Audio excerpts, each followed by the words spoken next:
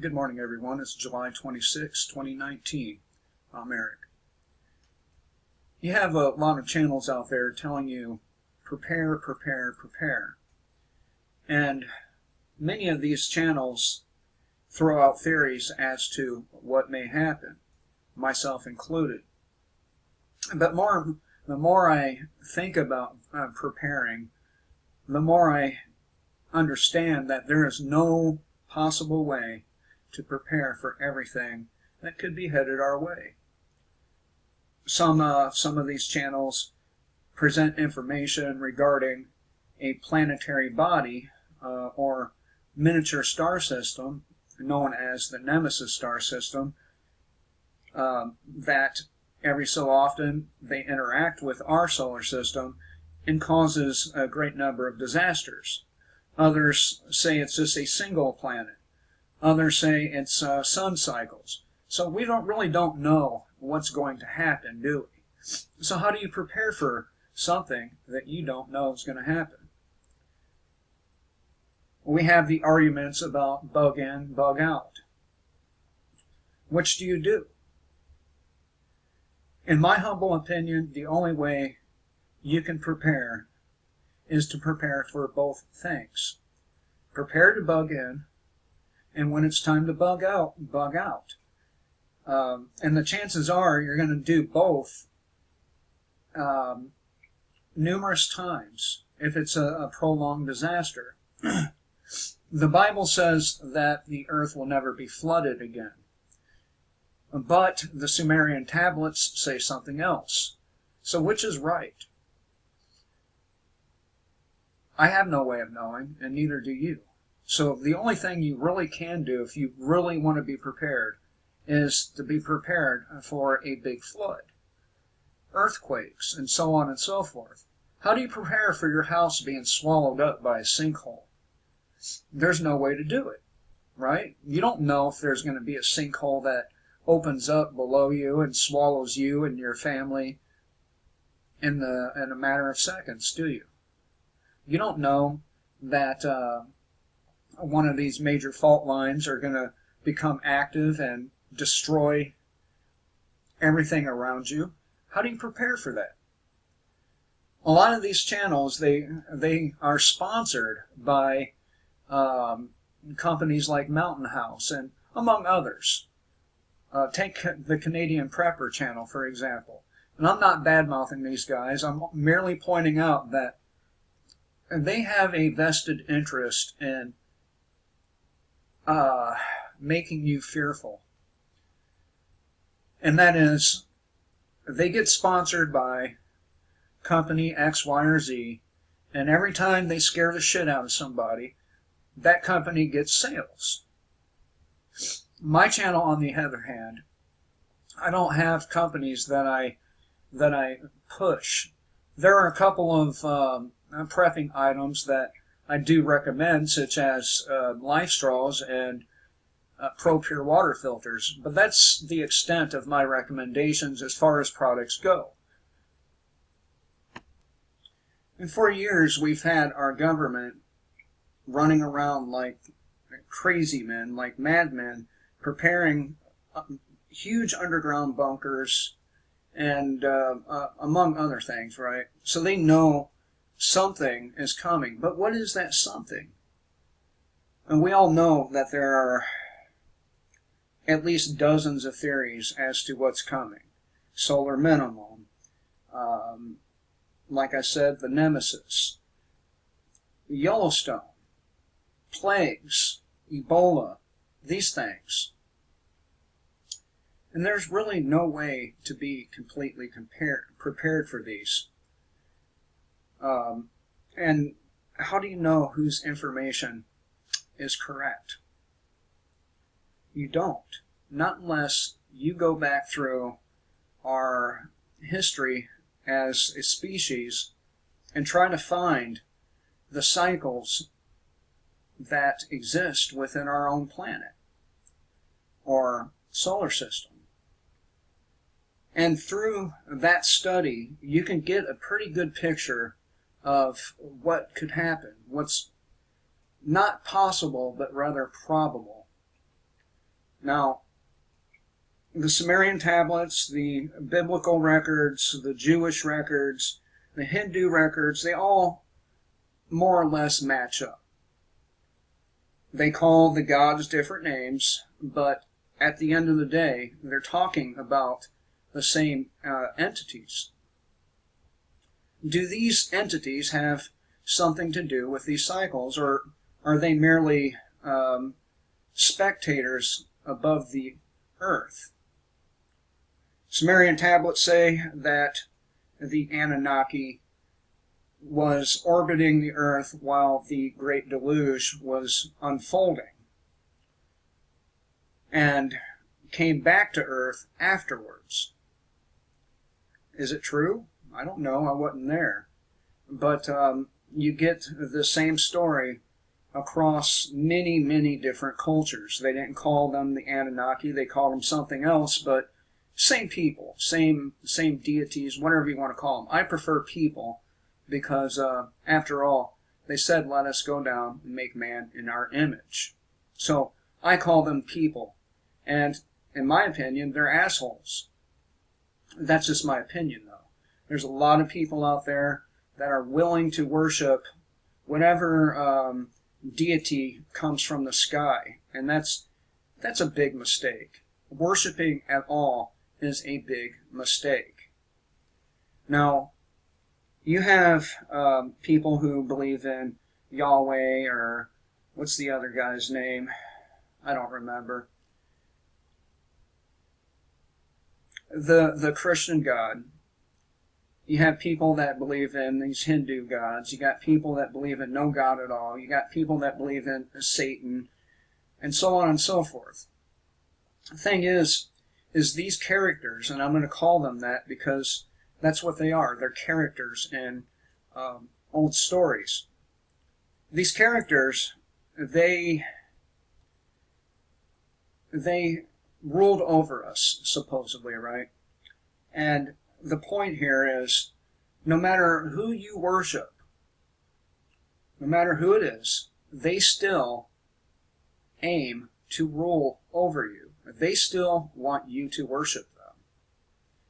Now, let me ask you, let's say, for the sake of argument, that the whole Bible was based on these Sumerian tablets, and these Anunnaki beings came down again to save humanity from whatever climatic disaster was unfolding, which Enki did the first deluge. He told Noah, or I'll just call him Noah since that's what everyone's familiar with. He told Noah to build this giant submersible ship for he, his family, friends, and so on, and to survive. Will the same thing happen? Has the same thing happened over and over again? In my opinion, it has happened over and over again, whether it be by flood, major volcanic activity, or asteroid impacts. So you cannot prepare adequately for any of this. This message isn't meant to be doom and gloom. It's just meant to help with the delusion people have that all the stuff they buy for preparing is going to be useful. You can't possibly have the most useful things if you don't know what's going to happen. Which is why I recommend sticking to the basics. You know, your food, your water filtration or purification, your weapons, clothes for the different seasons. Other than that, how do you know what you're going to need? How do you know that you're going to need a boat? You don't. You don't know. None of us do. And when people point out all these different things, you know, like our current climate situation here, they never tell you what you'll need to live through that. Yeah, they'll tell you you're going to need some seeds, some heirloom seeds. They'll tell you that you'll need weapons, but they can't be specific, and neither can I.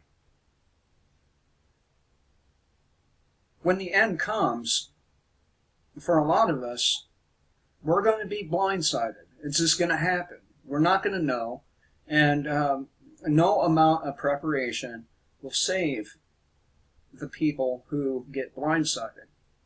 Take the individuals there at Yellowstone, or surrounding it. They keep on believing what the U.S. Geological Survey says about what's going on over there, and that's to their detriment. In my opinion, they've been disclosing a lot of things very quietly in abstract ways. And Yellowstone is one of those things that they're disclosing. They're telling you, oh, it's okay out of one side of their mouth, but on the other side of their mouth, they're saying some bad shit's going to happen. And people are only paying attention to it's going to be okay. And it's not. It's not going to be okay for those people. It's not going to be okay for the people living close to the oceans. Not going to be okay. So, how do you prepare for stuff that you have no idea is going to happen? Again, stick with the basics: your food, your water, your weapons, and other minor things that you might need. Keep in mind that you'll have to end up carrying a lot of this stuff on your own. An AR-15, a machete, a crossbow, and a pistol. Pretty heavy when you calculate in the ammo you have to carry for the two firearms, and then the bolts, and the crossbow itself. You're already pretty heavy there, about, 30 pounds, and you might not think 30 pounds is all that heavy, but when you're lugging it with you for miles and miles, it'll get heavy. Then you add to that your bottles of water and other things. It's going to be difficult for anybody to move having to carry all that shit. Which is why a lot of people have chosen to bug in. And bugging in is okay until you have to get off your ass and get the hell out of there because the disaster has finally reached your area. Then what do you do?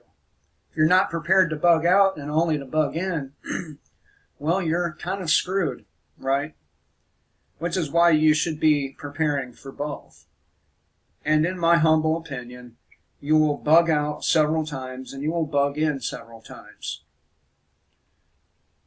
Different locations, but still, you'll end up having to hunker down somewhere and survive. I'm not trying to sell you prepping equipment. I'm not trying to sell you shit. I'm just simply telling you that all the stuff that these people try to push on you will be void. It will mean nothing in the end. You spent your hard-earned money on this shit that you can't even use. So, and I come to this discussion during my move when I had to move many, many totes of food, some of which, had big-ass bags of rice in it, and I thought to myself, damn, I'm screwed if I have to carry any of this stuff. A total of rice is pretty heavy. It's about 60 pounds, could be more, could be less, but, you fill your tote up, you seal it up, and you put it somewhere, and when you try to carry it again, you realize, damn, this stuff is heavy. Who's going to help me carry this if we have to get out of Dodge without a vehicle? And the chances are that's the way it will happen. We won't have access to our vehicles because, expect the worst. Anyway, I thought I'd share these thoughts with you. They've been on my mind all week, and after I saw my own preps, I had to start to wonder, am I doing the right thing? Focusing only on heavyweight foods. And my conclusion is, no, I have not been doing the right thing. Which means I'm going to have to change the way I prep. There's no way you're going to be able to carry the amount of rice needed. So you're going to have to come up with something else, something a little lighter. Dried foods, they're okay, but they too will get heavy. And unless you have a large group to carry this shit, you're going to be screwed if you have heavy stuff to carry. You're going to have to leave some of it behind. Is that really what you want? I don't. So prepare to bug in, eat all the food that you have, within a reasonable period of time, of course. You don't want to eat all your food and just to run out, but you want to eat enough of it to where you're not having to carry it when it's time to bug out. Now, speaking of which, when's the best time to do that? Now, my wife and I had a conversation about this, and we came to the conclusion that probably you should wait till after everyone else does so, or you should go long before the masses do. In my opinion, I would wait to see where that mass of people go, and you go the opposite direction, simply so you don't have to deal with the hordes and hordes of hungry people. Again, just my opinion. I think it's pretty evident that some major stuff is going to happen here within the next year or so anyway, due to climate and the lack of a solar shield on our Earth, magnetic field. And a lot of people are going to end up seriously screwed as a result of these things. I hope you're not one of them. Anyway, I hope everyone has a great day, and until next time, kill the state, live free.